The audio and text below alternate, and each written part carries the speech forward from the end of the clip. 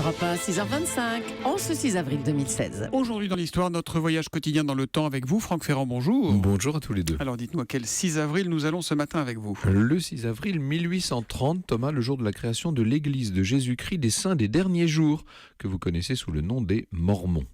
Pour être précis, en 1830, elle s'appelait tout simplement l'Église du Christ, parce qu'elle se réclame de la chrétienté.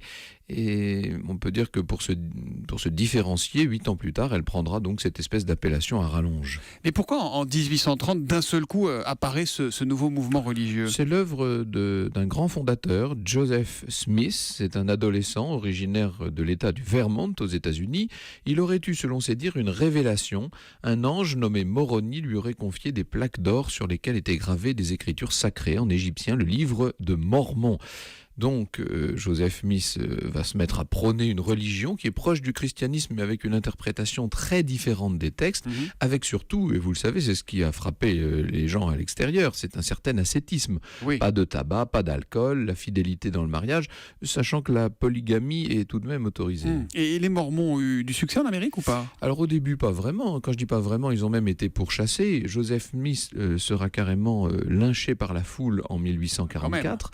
Les autres Mormons vont émigrer à ce moment-là vers l'Utah, où ils vont fonder la ville de Salt Lake City. C'est aujourd'hui encore la capitale des Mormons. Mais on parle parfois de secte quand on Oui. parle des Mormons, Franck. Oui, mais précisons qu'ils ne sont pas considérés comme tels par la Miviludes, vous savez, l'observatoire officiel en France. Les Mormons pâtissent sans doute de leur prosélytisme assumé et d'une certaine rigidité morale. Par ailleurs, même si la polygamie n'est plus pratiquée par les Mormons, il faut savoir qu'elle existe toujours dans certaines mouvances rigoristes qui vivent en autarcie, mais enfin ça c'est déjà presque une autre histoire. C'est presque une autre histoire, et l'histoire, on la retrouve avec vous tout à l'heure à 14h. Vous nous parlerez de quoi, Franck ? Nous partirons pour l'Orient avec l'auteur d'un passionnant dictionnaire amoureux de l'Orient. Eh bien, on voyage au cœur de l'histoire à 14h sur Europe 1 avec Franck Ferrand. Merci, à tout à l'heure. Bonne journée.